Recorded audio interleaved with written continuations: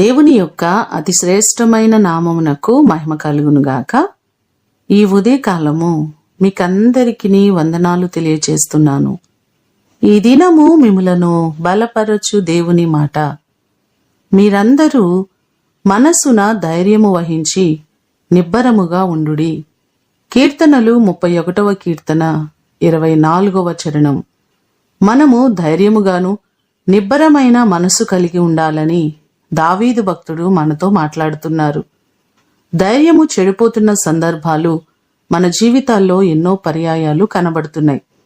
ద్వితీయోపదేశకాండము 31వ అధ్యాయము 23వ వచనంలో చూస్తే, యెహోవా నూను కుమారుడైన యెహోషువతో అంటున్నారు, నీవు నిబ్బరము కలిగి ధైర్యముగా ఉండుము, నేను నీకు తోడై ఉంటానని వాగ్దానం చేస్తున్నారు.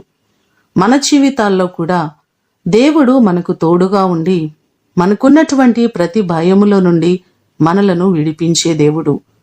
ఈ మాటలు వింటున్న మీకందరికీ దేవుడు తోడయుండి ప్రతి పరిస్థితులలో ఆయన మీకు సహాయము చేయునుగాక. ప్రార్థన చేసుకుందాం. పరలోకమందున్న మా తండ్రి, మీ పాదములకు వందనాలు, స్తోత్రాలు.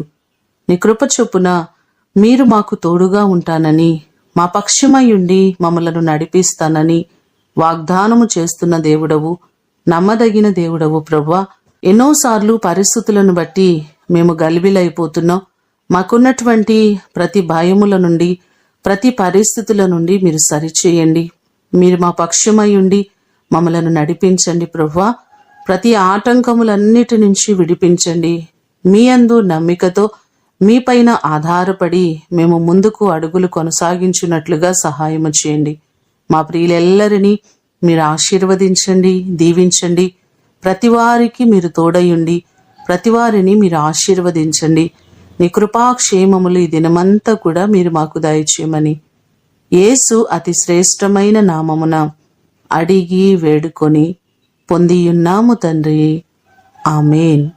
దేవుడు మిమ్ములను దీవించునుగాక.